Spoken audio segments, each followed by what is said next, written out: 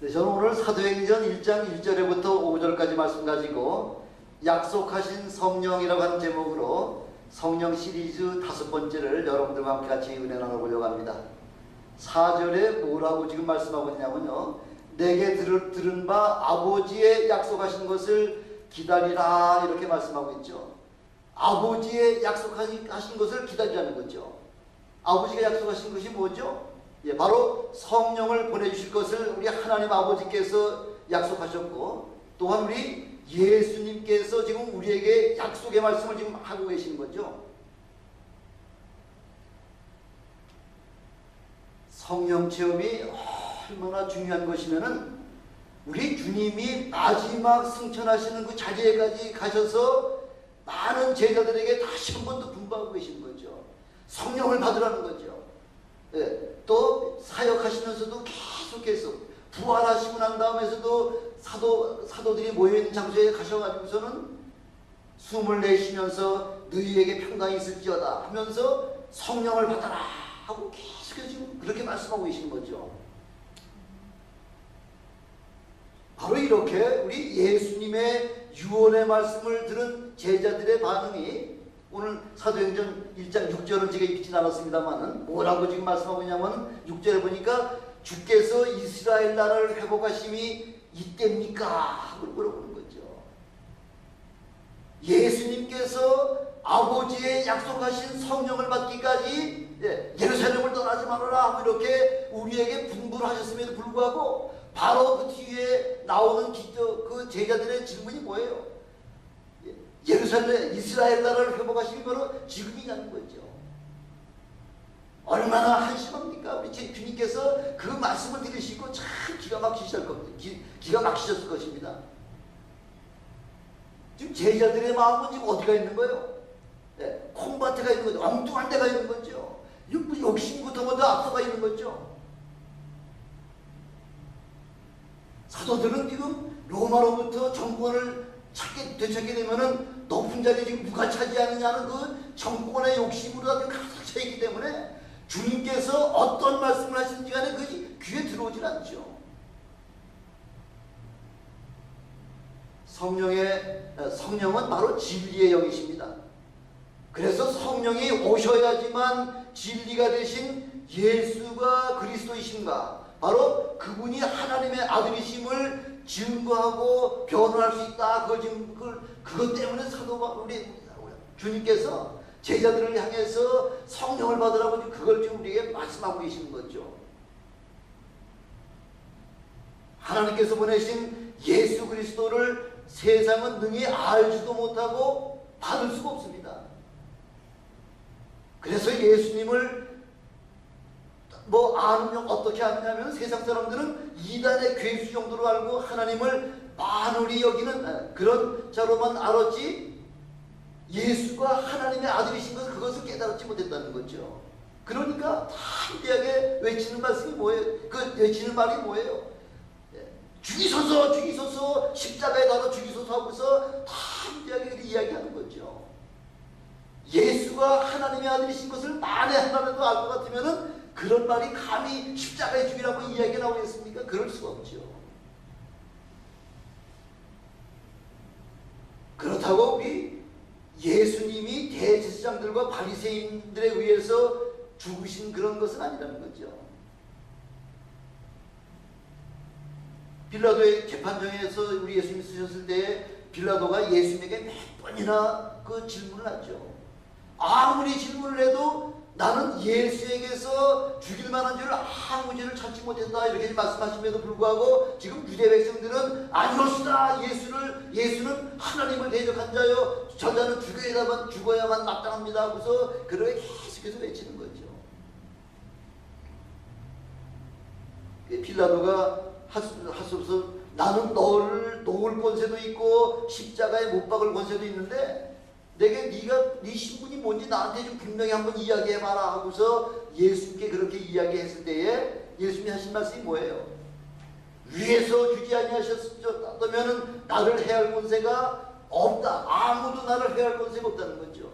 바로 나를 해할 권세는 바로 하나님 아버지께로부터 그렇게 해를 주도록 그렇게 명령하셨기 때문에 그래서 그 사람들을 통해서 유대 백성들을 통해서 빌라도를 통해서 그렇게 예수께서 십자가에 죽으신다는 거죠.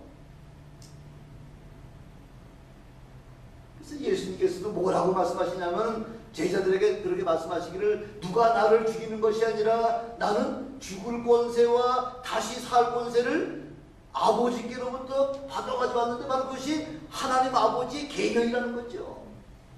그래서 하나님의 계명이기 때문에 나는 죽기 위해서 이 땅에 왔다 하고 그걸 지금 제자들에게 몇 번을 말씀해 주셨음에도 불구하고 제자들은 마이동풍이죠. 그게 무슨 소리인지 도무지 깨닫지를 못하는 거죠. 그래서 예수님을 증거하실 분은 바로 하나님 아버지와 성령과 그리고 예수님 자신뿐이 예수님을 증거할 분은 아무도 안 계시다는 거죠. 그래서 예수님께서 침례받고 올라오시는 그 순간에 하나님께서 이는 내 사랑하는 아들이요 내 기뻐하는 자라 하고 이렇게 선포하고 계시잖아요.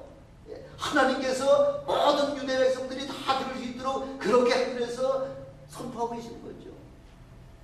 그때뿐만 아니라 또 변화산에 올라가셨을 때도 하나님께서 그 구름으로다가 그 변화산 덮으시고서 뭐라고 말씀해? 이는 내 사랑하는 자니 너희는 저의 말을 들어라. 하나님 바로 예수 그리스도가 바로 하나님의 아들이심을 또 그렇게 제자들에게도 그렇게 선포하셨잖아요. 아니 그런 선포하셨음을 하나님의 말씀을 그렇게 몇 번을 들었음에도 불구하고 도무지 예수가 누구신 것을 깨닫지 못하는 것이 바로 제자들이라는 거죠. 그래서 예수님 자신도 계속해서 자기 자신에 대하여 증거를 이렇게 하고 계시지만 도무지 사람들이 예수를 하나님의 아들로 믿어주질 않죠. 그러니까 예수님께서 뭐라고 말씀하시냐면요, 나를 믿지 못하겠거든 나는 안 믿어도 좋으니까 내가 하는 그 일을 보고서라도 나를 믿어다오 그렇게 말씀하시잖아요. 그럼 예수님이 하신 사역이 어떤 사역이에요? 죽은 자를 살리고 병든 자를 치료하시고 소경의 눈을 뜨게 하시고 귀머거리에 그 귀를 뚫어주시고 문둥병자의 피부를 깨끗하게 해주시는 그런 하나님이 아니시고서는 도저히 할 수 없는 그런 사역들을 주님이 계속해서 시행하심에도 불구하고 유대 백성들은 예수 그리스도가 누구신지 깨닫지 못한다는 거죠. 아니 죽은 자를 어떻게 살립니까? 죽은 자를 살리심에도 불구하고 사람들의 마음이 강박하기 때문에 도무지 믿지 아니한다는 것이죠. 사람들이 지금 예수님을 바라보기는 뭐로 바라보냐면 갈릴리 나사렛의 마리아의 아들이요 목수 정도로만 알고 있지 그 외에 더 한층 높은 그런 차원으로다가 다른 차원에서 영적인 차원에서는 예수를 전혀 깨달을 수가 없다는 것이죠. 원래 인간은요 어머니의 태 속에서 난자와 정자의 그런 결합을 통해서 비로소 인격체가 태어나지 않습니까? 그러나 우리 예수님은 비록 마리아의 태에서 태어나시긴 하셨지만은 우리 예수님만은 사람의 태에서 생겨난 그런 인격체가 아니라는 거죠. 예수님 어디서 태어나셨다 그랬죠? 요한복음 보니까 하나님의 품속에서 독생하신 하나님이시다 이렇게 말씀하고 있지 않습니까?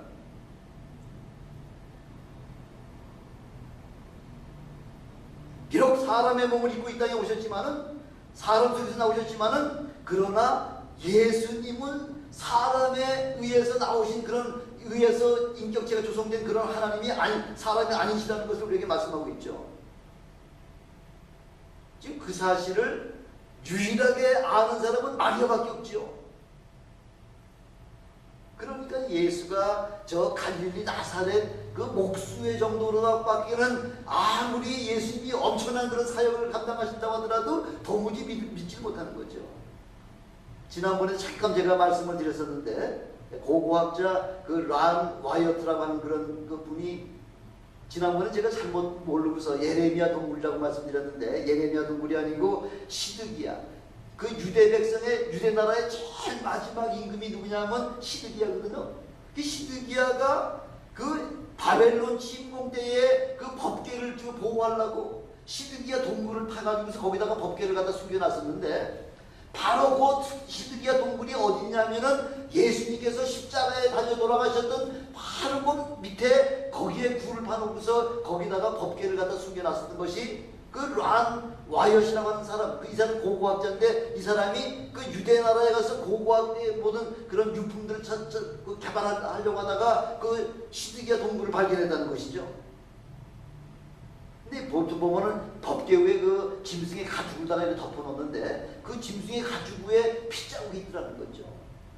근데 그 법궤 바로 그 천장에 보니까 그 천장에 그 돌로다가 그 암벽이 돼 있는데 그 암벽이 이 금이 갔더라는 거죠. 금이 가서 그 금이 간 사이로다가 그 핏자국이 그 흘러내려왔던 핏자국이 보이더라는 거죠. 어떻게 해서 그 바위가 그렇게 좀 부서졌을까요? 어떻게 금이 갔을까요? 예수님께서 십자가에 그 달려서 돌아가시는 그 순간에 엘리 엘리 라마 사막다니 나의 하나님 나의 하나님 어찌하여 나를 버리셨나이까 이렇게 외치셨을 때에 그 주님께서 그 휘장이 위에서 따르가 둘다가 쫙 쪼개지면서 지진이 났다고 그러죠. 지진이 예수님이 돌아가시는 순간에 지진이 났을 때에 그 지진에 의해 가지고서 그 바위가 그 갈라진 틈으로다가 예수님의 보혈이 거기서 흘러내렸다는 거죠. 그래서 이 라이러시 이 고고학자가 그 피 묻은 돌을 그걸 좀 취해가지고 그 레버러토리 그 연구소에다가 그걸 한번 맡겨봤다는 거죠. 이 피가 도대체 무슨 피인지 한번 좀 그 규명을 좀 해달라. 그래서 그 연구소에서 72시간 동안 거기다가 뭐 바위에다가 피가 묻었으니까 그걸 좀 물에다가 좀 어느 정도 좀 축축하게 사람의 체온으로다가 72시간 그러니까 3일 동안을 그렇게 좀 그 피를 갖다 끌고 놓고 난 다음에 다시 48시간 동안 같은 체온의 몸으로다가 그 체온의 온도를 유지하면서 DNA를 갖다 조사해 봤더니 그 피가 2000년이 지난 지금까지 그 피가 살아있더라는 거죠. 근데 마른 피에는 생명이 없잖아요. 왜냐하면 그 애굽의 그 미라 같은 것을 갖다 조사해가지고 보면은 바짝 그 마른 피를 갖다가 해보면 피가 죽고 살아있을 리가 없죠. 2000년이 지나간 그 피가 어떻게 살아있겠습니까? 그런데 그 돌에 묻었던 그 피가 72시간 동안 물에다가 불 꺼놨고 또 48시간 그 체온의 온도로다가 DNA를 조사했더니 그 바로 그 셀에서 살아있는 그 피로다가 그렇게 규명이 났다는 것이죠. 근데 그거로다가 살아있는 피 정도로다가만 놀랄 것이 아니라 그거보다 더 놀라운 사건은 모든 사람들, 모든 인류의 아담 이후부터 지금까지의 모든 사람의 피에는 우리 생물 시간에 배웠잖아요. 옛날에 X염색체, Y염색체. X염색체는 목의 혈통이잖아요. Y염색체는 북의 혈통이잖아요. 그래서 X염색체 23개하고 Y염색체 23개에서 46개로다가 어느 누구든지 모든 사람은 46개의 염색체가 구성이 되어 있는 게 사람의 피인데요. 근데 그 돌에서 채취한 그 피에서는 염색체가 X염색체 23개밖에 없더라는 거죠. 이게 엄청난 사건이죠. 엄청난 사건. 바로 X염색체 23개밖에 없다고 하는 사실은 바로 부계가 거기에 전혀 아버지의 영향력이 전혀 개입되지 않냐는 그런 생명으로다가 태어나신 분이라는 거죠. 그래서 이스라엘 정부에서 그 사실을 일체 지금 비밀로다가 발표하지 않고 있다는 거죠. 왜? 만약 그 사실이 발표가 될 것 같으면은 바로 그 피는 무슨 피예요? 예수 그리스도 바로 메시아의 피가 바로 그것이 그 피가 증거가 되기 때문에 그래서 이사야서 7장 14절에 이미 말씀을 하고 있지 않습니까? 주께서 친히 징조로 너희에게 주실 것이라.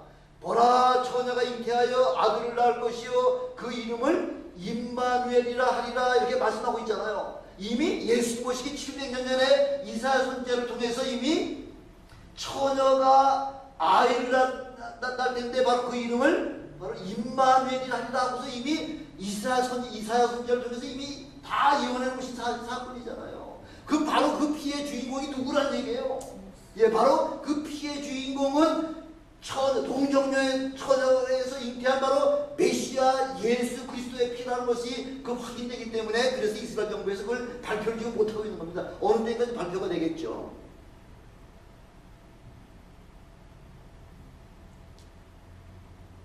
이렇게 우리 예수님께서는 사람들을 통해서 바로 메시아인 것을 증거받기를 원하시지 아니하신다는 거죠. 예수님의 죽으심과 부활을 증거하시고 변호해 주실 분은 오직 누구밖에 없다면 성령밖에 없다는 거죠. 우리가 죄를 짓게 되면 변호사들을 우리가 사가지고, 변호사들은 법정에서 피고의 억울한 누명을 벗겨서 죄 없는 정직한 그런 모습을 되찾아주기 위해서 우리가 변호사를 이제 사지요. 바로 그 변호사의 역할이 바로 보혜사라는 거죠. 보혜사. 그래서 보혜사 성령을 보내주실 터이니 너희는 약속하신 성령을 받아라 하고서 지금 주님께서 그걸 우리 모두에게, 믿는 모든 자들에게 보혜사 성령을 받으라고 지금 말씀하고 있는 거죠. 보혜사 성령을 받아야지만 예수가 그리스도시요 바로 살아계신 하나님의 아들이신 것을 확실하게 증거할 수 있기 때문에, 그래서 요한복음 15장 26절에도 보니까 보혜사 곧 진리의 성령이 오시면 그가 나를 증거하실 것이요, 보혜사 성령이 오실 때에 비로소 예수 그리스도를 증거하실 것이라는 것을 우리 주님께서 이미 미리 말씀해 주고 계시잖아요. 예수 믿고 영접하는 자에게만 성령이 역사하신 거죠. 예수 믿는 자들에게만 인치시고 그 보증으로 능력을 주셔서 역사하게 하시는 것이 바로 그 하나님의 그 성령을 체험하는 바로 그 방법이라는 것입니다. 능력이 나타나야지만 바로 예수님의 말씀이 참 하나님의 말씀인 것이 그게 깨달으시잖아요. 그래서 우리 예수님께서는 이 땅에서 사역하시는 동안에도 늘 성령 충만하셔서 그런 성령 충만한 그런 한 생애를, 공생애를 사셨던 그런 우리 주님이시지 않습니까? 그래서 우리 주님 앞에서는 늘 그 몸에서 능력이 나타나잖아요.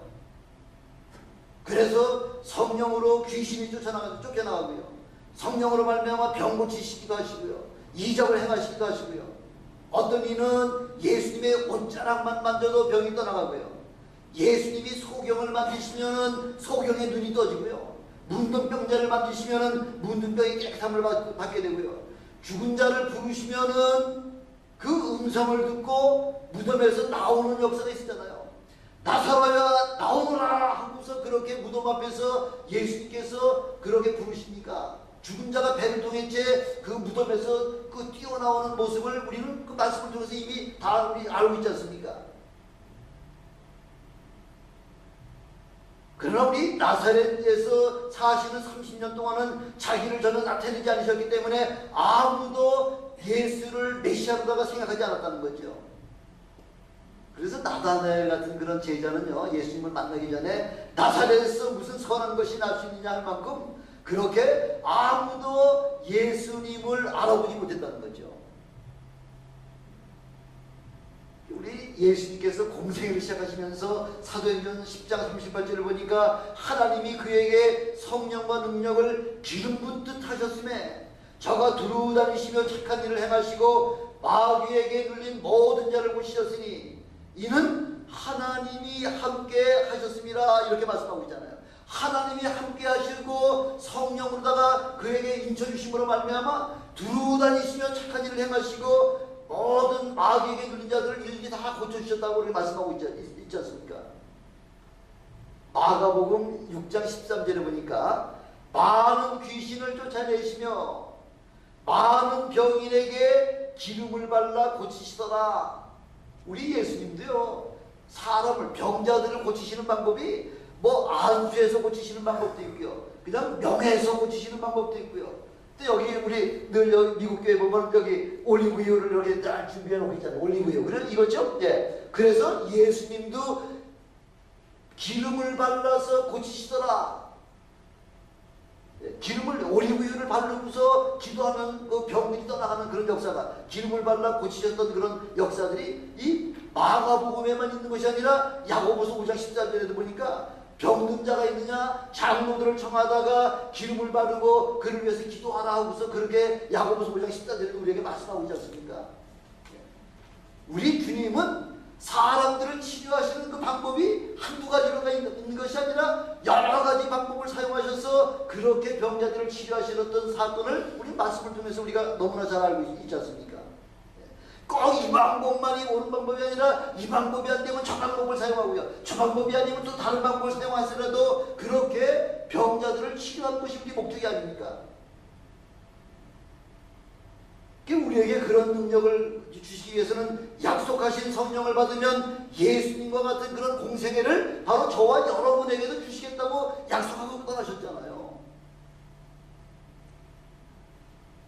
이렇게 예수님의 약속을 믿고 성령 충만하시기를 주님으로 축원합니다.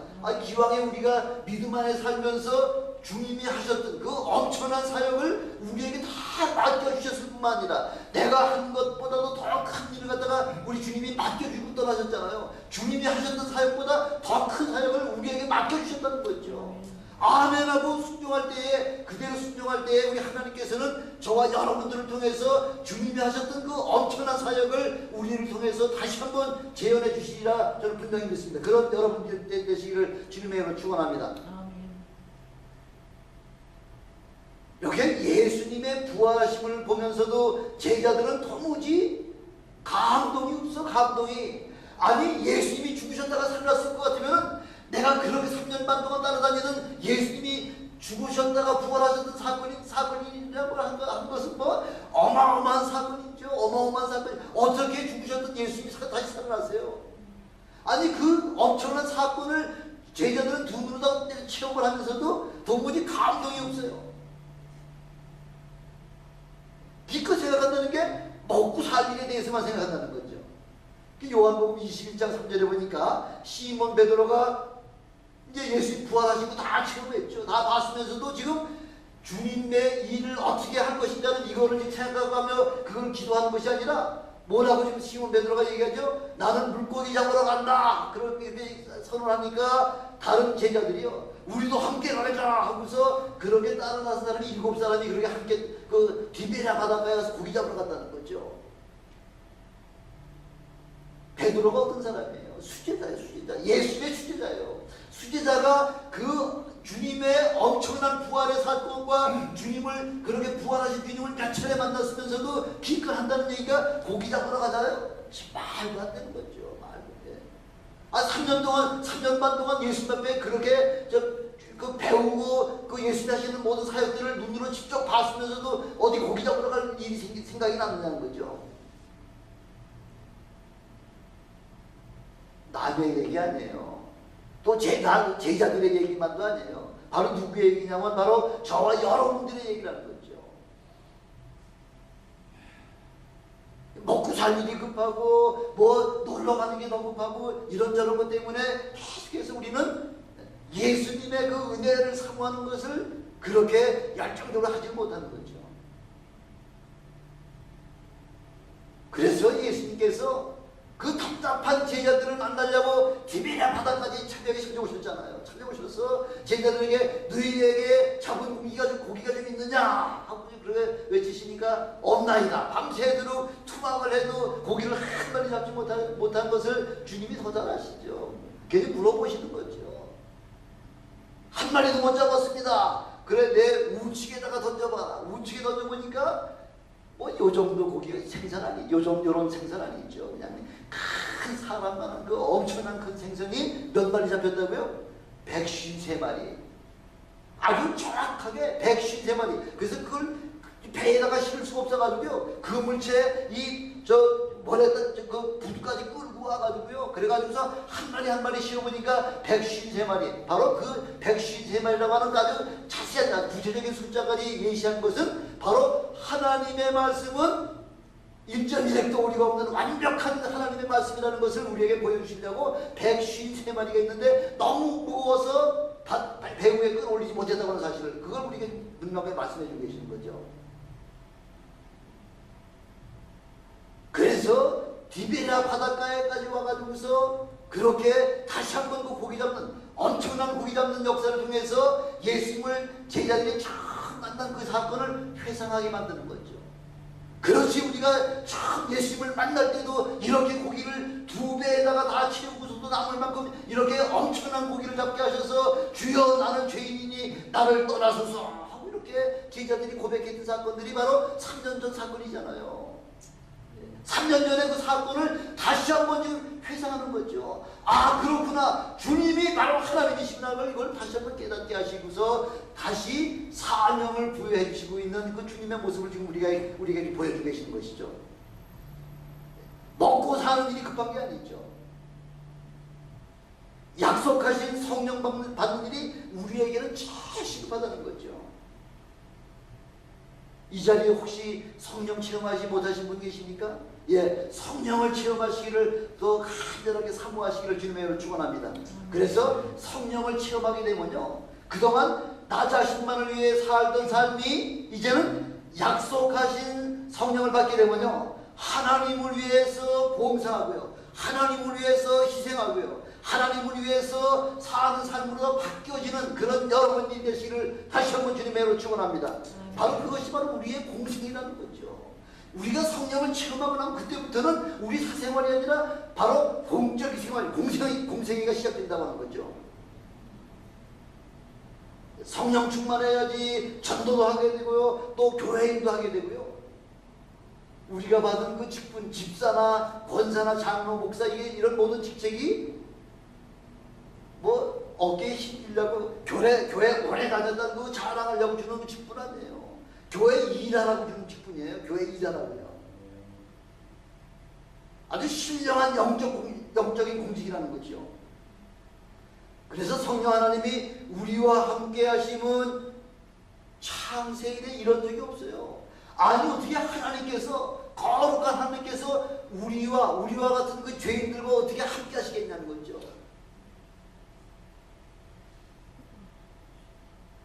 이렇게 성령이 우리에게 임하신 것은 예수님이 십자가 죽으시기 전에는 성령이 우리에게 내주하신 적이 없다는 거죠. 누가복음 2장 41절, 46절, 41절, 67절에 보니까 세례 요한이 그 모친 엘리사벳이나 그 부친 그 사가랴가 성령 충만함을 뭐라고 하죠?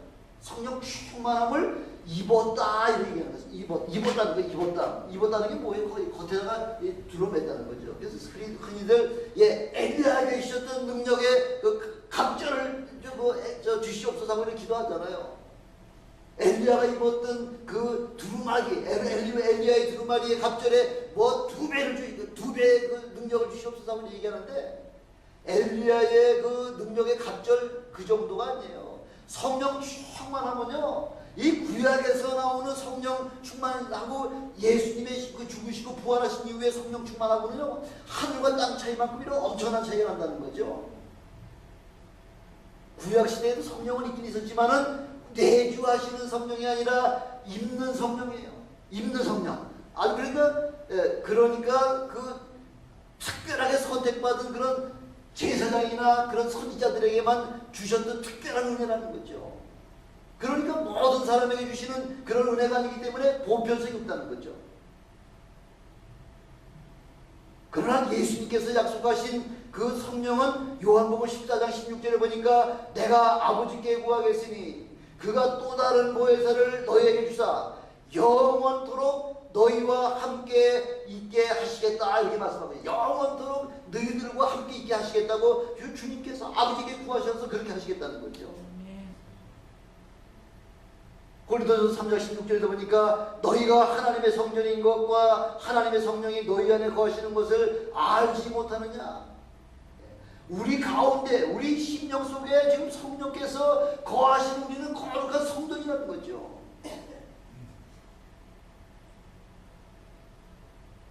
엘리야가 그 능력의 두루마리를 입고요, 계속 지금 하나님이 지금 부르시는 대로다가 지금 뭐 여기로다 가셨다, 하나님 저쪽에서 부르시면은 또 베델에 가셨다가 뭐 요단강 가셨다가 사방으로 다니다가 지금 자꾸 지금 엘리야를 뒤로 따라다니는 사람이 누구예요? 엘리사 선지자잖아요.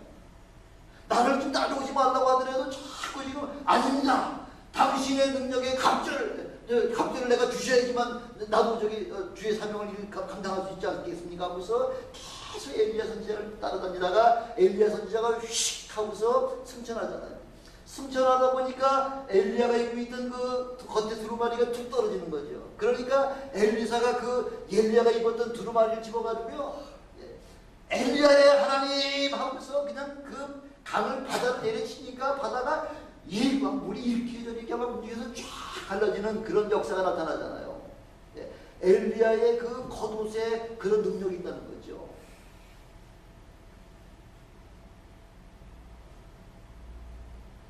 예수님의 약속하신 성령은 주님이 행하시던 능력과 동일한 능력이라는 거죠. 우리 속에 내주하시며 그 은사 곧 능력이 생수의 강같이 터져나오듯이 그렇게 우리 안에서부터 터져나오는 것이 바로 성령의 능력이라는 거죠. 특별한 사람에게 주신 것만 아니에요. 믿는 모든 자들에게 주시는 아주 보편적인 그런 능력이라는 거죠. 주님의 약속하신 그 능력은 성령의 뜻대로 나누어 주신다, 이렇게 말씀하고, 나누어 주신다. 성령의 뜻대로다가 주님께서 나누어 주신다는 거죠. 근데 우리가 성령의 능력을 체험하지 못하는 이유가 뭐냐면은 성령의 능력을 우리 마음에다가 자꾸 제한하는 거죠. 제한하기 때문에 그래서 성령을 우리가 받지 못하는 거예요. 그래서 우리 성령을 어떻게 하면 되겠습니까? 성령을 환영하고 모셔드리기를 주님의 이름으로 축원합니다. 성령을 어서 오십시오. 성령님, 내가 다 준비가 돼 있사오니 내게도 오셔서 나로 하여금 능력의 예수 그리스도의 복음 증거자가 되게 도와주시옵소서. 그걸 담대하게 그렇게 구하라는 거죠. 공부 많이 한 박사되지만 그 성령 받는 거 아니에요. 어떤 사람이 어린아이와 같은 자가 그렇게 순수하게 예수님 그렇습니다. 주여 내게도 임해 주시옵소서. 어린아이 심정 같은 그런 심정에게 우리 성령은 역사하신다고 그렇게 말씀하고 있지 않습니까? 근데 성령이 어떤 무슨 고행이나 그 엄청난 어려움을 통해서 받는 것으로 착각하기 때문에 그렇게 어렵게 성령이 임하시는 거 아니에요. 너무 쉬워요. 너무 쉬우니까 그것을 믿지 못하는 거죠. 너무 쉬우니까. 그래서 우리 인격이 하나님을 떠나서 자유하려고 할 때는 그때는 벌써 우리는 타락한 인생이라는 거죠. 에이, 하나님을 믿느니 내 주먹을 믿어라. 이런 사람들은 하나님 없이도 내 혼자 내 힘까지 살겠다는 얘기 아니에요. 그런 사람은 이미 타락한 사람이라는 거죠. 불신자들은 하나님 앞에서 자기 마음대로 행한다고 큰 소리를 치고 있습니다만은, 그러나 사망 문세자 앞에, 그 마귀 앞에 가서는 꼼짝 못하고 별로 없다는 거죠. 아니, 사형원도 받는 사람들, 그 사형수들 그 수기를 갖다 쭉 읽어보면요, 믿는 사람들하고 믿지 않는 사람들하고는 뭐 하늘과 땅 차이만큼, 안 믿는 사람은 그냥 그냥 그 한 걸음 한 걸음에 그냥 천근 만근 그 무게를 옮기듯이 그렇게 천천히 옮기다가 또 신발 하나를 툭 벗어가지고 조금 놨다가 신발 벗겨졌습니다 해가지고 또 다시 뒤로 가서 신발을 또 신고 오고 담배한대 피우겠습니다 해가지고서 시간을 뭐 1, 2분 시간을 연장하려고 얼마나 죽음 앞에서. 어떤 사람은요, 그 김재규 같은 사람은 그 장군 출신이잖아요. 뭐 뜨리스타 출신이잖아요. 그 수만 명을 호령하던 그 장군들인데도요, 죽음 앞에서는 오줌을 싸고 똥을 싼다잖아요. 그 정도로다가 죽음 앞에는 꼼짝 못하는 게 그게 바로 인생이라는 거죠. 그것이 주님을 믿지 않은 바로 인생은 그런 죽음 앞에서는 아주 쩔쩔매는 것이 바로 그런 인생이지만, 우리 믿음의 사람들은요, 죽음 앞에서 얼마나 담대합니까?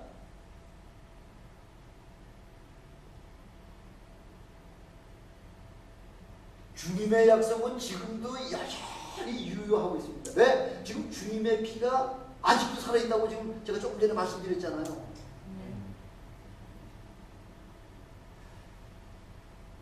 그 문이 언제까지든지 항상 열려있는 거예요? 아니에요.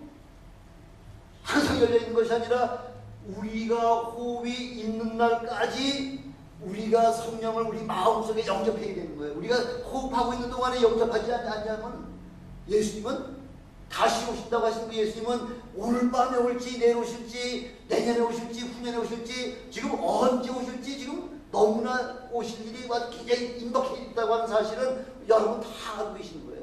왜? 지금 우리 세상 사람들도 그렇게 얘기하잖아요. 지금이 무슨 어떤 세대라래요? 말세 중에서도 아주 말세지말이다 이렇게 얘기하잖아요. 말세지말이라는 얘기 뭐예요? 예, 주님이 다시 올 날이 얼마 남지 않았다는 건 세상 사람들이 더 잘 알아요. 그래서 우리의 신앙은 오늘이 내 생의 마지막이라고 하는 이런 그런 믿음 가지고 살 때에 그럴 때 확실하게 주님의 은혜를 체험할 수가 있고 성령을 체험할 수가 있다는 것이죠. 그저께 어떤 분이 저한테 뭐 이메일을 보내오셔가지고 그래서 제가 이메일을 이제 한번 들어봤더니 캐나다에 내년 3월 달부터요 돈을 일체 만들지 않는다는 거죠. 지폐가 됐든지 동전이 됐든지. 그럼 돈 없으면 뭘 가지고 물건을 사나요? 돈 없이 물건을 사는 길이 바로 칩을 몸속에다 집어넣어가지고 칩 가지고서 이제 돈 대신 사용하겠다는 거죠. 근데 캐나다가 지금 보험이 그 보험 시스템이 미국보다 훨씬 더 잘 돼 있잖아요. 그래서 정부에서 발표하는 모든 거 정부에서 이미 발표했습니다. 내년 3월 이후에는 캐나다에서 더 이상 돈 안 만든다. 지폐가 됐든지 동전이 됐든지 더 이상 안 만든다가 선언했는데도 지금 많은 사람들이 다 전 국민들이 다 들었겠죠. 조용해요. 엄청난 그 뒤에 후폭풍이 따라올 것을 아무도 모른다는 거죠. 지금 시대가 얼마나 심각한지 말도 못하죠. 여기 미국에는 오바마의 그 건강 헬스케어 법이 지금 뭐 지난 대법원에서도 다 아주 뭐 이상 없다 하면서 판결 내려줬잖아요. 이제 미국에서도 오바마의 그 건강법이 이제 곧 시행이 되는데요. 시행되려면 제일 먼저 조건이 뭐죠? 베이비 칩 받으라는 거죠. 바이오 칩을 우리 몸속에 집어넣으라는 거죠. RFID라는 거죠.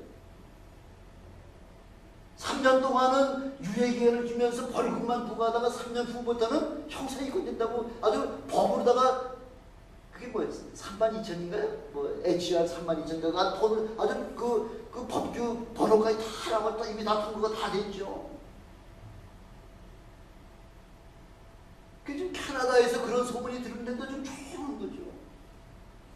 우리가 이 간이 아픈 사람들이요, 간암이나 뭐 이런 사람들이요, 간의 기별도 안 온다 이런 얘기했지. 간의 기별도 안 온다. 간의 기별이 올 정도면 이미 간은 심각한 상태라는 거죠. 이렇게 지금 아이고 이거 큰일 났구나 마지막 때구나 하고 이미 깨달을 때는 투렛이라는 거죠. 바꿔놓고 나면 몸에다가 칩을 다 받고 나면 이미 끝이라는 거죠. 돌이킬 수 없는 일이 발생한 날이 이제 속히 온다는 거죠. 속히. 그래서 지금은 깨어서 기도할 때요, 지금은 주님의 다시 오실 것을 준비할 때라는 겁니다. 그 준비는 성령으로 우리가 충만하게 체험받았어요. 성령으로 준비를 완전히 끝낸 사람이라고 할 것 같으면 언제 어느 때 예수님이 오시더라도 주여 어서 오시옵소서 하고서 그렇게 다 함께 외칠 수 있는 그런 저와 여러분이 되시길 주님의 이름으로 축원합니다. 예, 엄청 지금 마지막 때를 향해서 지금 줄다름을 지금 치고 있는데도 불구하고 사람들은 전혀 그걸 깨닫지 못하고 있다는 게 이게 큰 위기라는 거죠. 그 위기의 의식을 여러분들이 성령 충만함으로 그 모든 위기 의식을 다 제거하시는 여러분이 되시길 다시 한번 주님의 이름으로 축원합니다. 기도하시겠습니다. 전능하신 아버지 하나님 감사합니다.